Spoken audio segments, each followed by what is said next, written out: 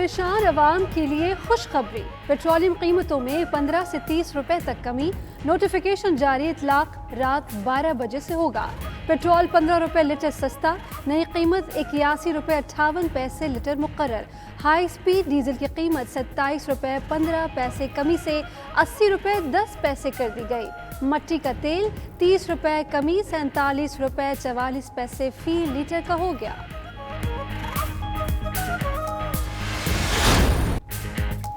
दुनिया की निस्बत पाकिस्तान में हालात बेहतर हैं। वज़ीर आज़म इमरान खान का नया रिलीफ फंड शुरू करने का भी ऐलान। कहते हैं फंड से उनकी मदद करेंगे जिनकी मुलाजमतें खत्म हुई। SMS और टाइगर फोर्स से बेरोजगारों का पता चलाएंगे। रिलीफ में 66 लाख खानदानों तक 81 अरब रुपया पहुंचाया। सबसे ज्यादा रकूम सिंध में तकसीम की।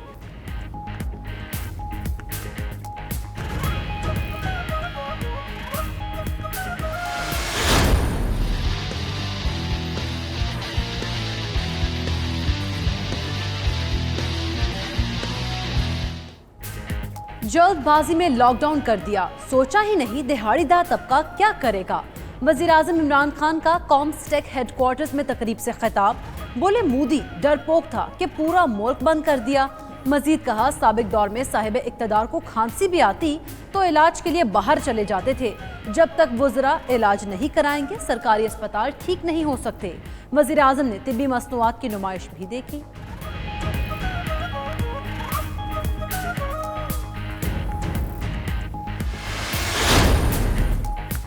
डॉक्टर फैसल बोले जो एहतियात इख्तियार की है उसे ना छोड़ें। सानिया निश्तर कहती हैं मुस्तहिकीन में रकूम की तरसील जारी, मुश्किलात का जायजा भी ले रहे हैं।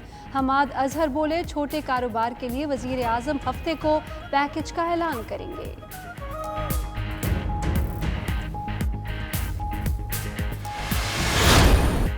मुल्क भर में नादरा दफातर 4 मई से खुलने का ऐलान। तमाम रजिस्ट्रेशन सेंटर्स और मोबाइल वैन्स पर शनाख्ती दस्तावेजात की रजिस्ट्रेशन शुरू होगी।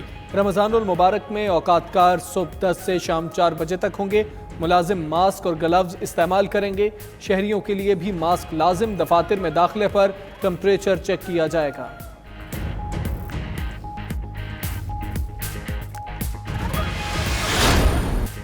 सिंध में पब्लिक ट्रांसपोर्ट की जल्द बहाली का इम्कान, SOP पर इत्तफाक। इंटरसिटी ट्रांसपोर्टर्स का कहना है बैन सूबाई पब्लिक ट्रांसपोर्ट में समाजी फासले का ख्याल रखा जाएगा।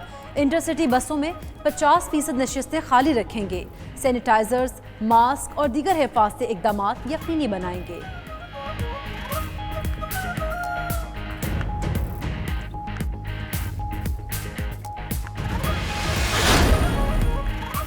पंजाब काबीना का इजलास, गैर ज़रूरी अखराजात खत्म करने पर इत्तेफाक। वज़ीर आला उस्मान बुज़दार। पंजाब हुकूमत ने शादी ग्रांट 1.5 लाख से कम करके 80,000 कर दी। तदफीन के लिए रकम 50,000 से 35,000 मुकर्रर। तालीमी वज़ाइफ भी कम कर दिए गए। बेनेवलेंट ऑर्डिनेंस का नोटिफिकेशन जारी।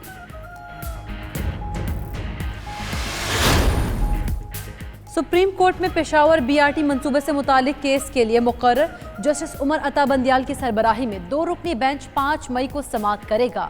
जस्टिस काजी मोहम्मद अमीन 2 रुकनी बेंच का हिस्सा। अदालत ने एडवोकेट जनरल KP और दीगर फ़िरक़ैन को नोटिस जारी कर दिए।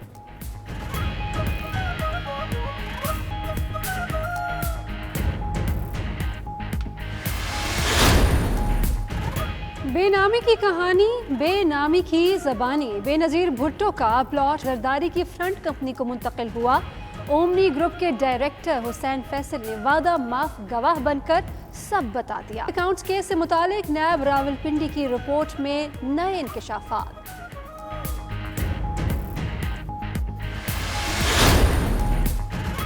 PIA को पहली मरतबा अमरीका तक बराह रास्त परवाज़ों की इजाज़त। अमरीकी महकमा ट्रांसपोर्ट ने मुरासला जारी कर दिया। PIA 1 माह के दौरान 1 दर्जन परवाज़ें चला सकती है। उधर PIA ने अपनी तमाम एसोसिएशंस के साथ वर्किंग एग्रीमेंट मनसूख कर दिए।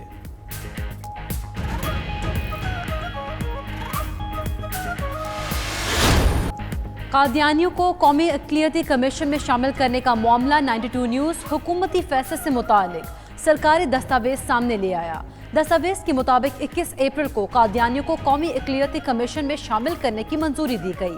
हुकूमत फैसले पर नजरसानी करेगी। वफाकी वजीर मजहबी उमूर नूरुल हक कादरी ने तस्दीक कर दी। नूरुल हक के मुताबिक आइंदा काबीना इजलास में तरमीमी फैसला हो जाएगा।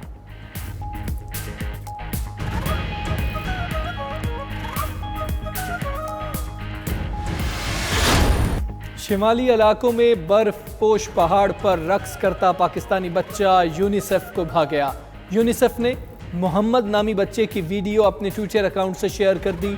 आलमी इदारा सेहत के सरबराह ने भी वीडियो रीट्वीट की। बच्चे के लिए नेक ख्वाहिशात का इजहार।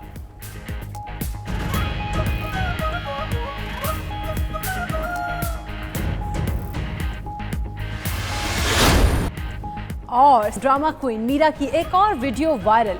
अदाकारा मीरा ने न्यूयॉर्क के इलाके मैनहट्टन की शाहराह पर चारों तरफ घूमते हुए वीडियो बनाई।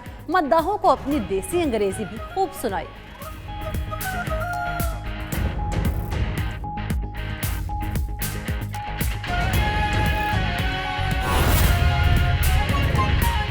से खिताब कर रहे हैं कि ये जो एक डोरमेंट मिनिस्ट्री पड़ी है, इसमें कितना पोटेंशियल है और पाकिस्तान सब कुछ बना सकता है। देखिए, मैं आप सबके सामने एक चीज़ रखना चाहता हूँ। जो चीज़ एक कौम को ऊपर लेके जाती है वो उसके वसाइल नहीं, यानी तेल के ज़ख़ीरे बैठे हों तो कौम प्रोग्रेस नहीं करती, हीरे हों, सोना आपकी ज़मीन से निकले फिर भी कौमें नहीं आगे बढ़ती। क्योंकि अगर बढ़ती होती तो आज कॉन्गो एक बड़ी अमीर कौम बनी होती, नाइजीरिया एक दुनिया की फास्टेस्ट ग्रोइंग इकॉनमी होती, और भी आप दुनिया की कौमें देख लें। जो एक कौम को जो क्वालिटीज़ ऊपर लेके जाती हैं वो सबसे बड़ी क्वालिटी होती है, अंग्रेजी का जो लफ्ज़ है सेल्फ बिलीफ। एक कौम अपने अंदर बिलीव करना शुरू कर देती है, और वो जब बिलीव करती है, वो जैसे जैसे वो प्रोग्रेस करती है उसके अंदर ये बिलीफ बढ़ता जाता है।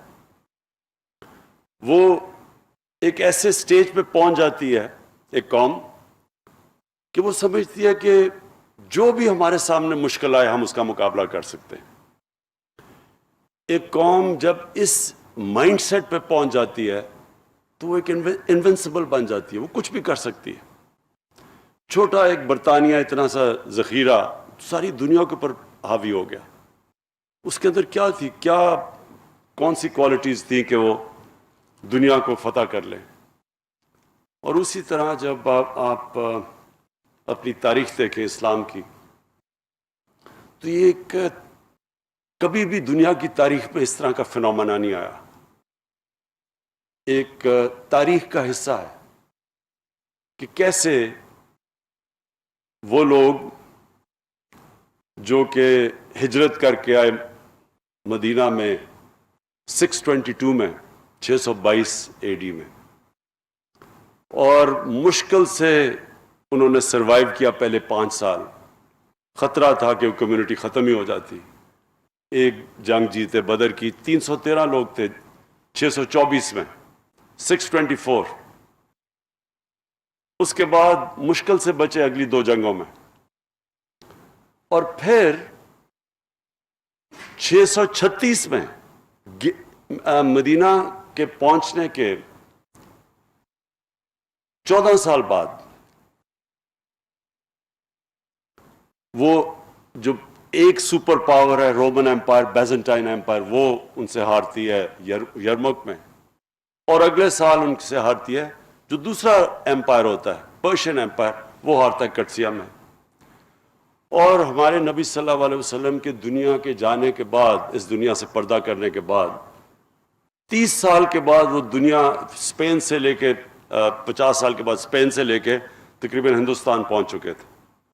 तो वो क्या चीज़ थी, ये मैं इसलिए अपनी कौम को कहता हूँ बार बार इस फिनोमेना को स्टडी करें, क्योंकि अल्लाह हमें कहता है कि नबी सल्लल्लाहु अलैहि वसल्लम की सुन्नत पे चलो। वो क्यों कहता है अल्लाह? क्योंकि उनसे कामयाब आदमी दुनिया की तारीख में नहीं आया, और वो जो मॉडल था मदीना का, उसके ऊपर एक दुनिया की एक ऐसा सिविलाइजेशन कायम हुआ अगले 600 साल तक जो हर चीज में लीड करता था, लीडिंग सिविलाइजेशन था, साइंसेस में,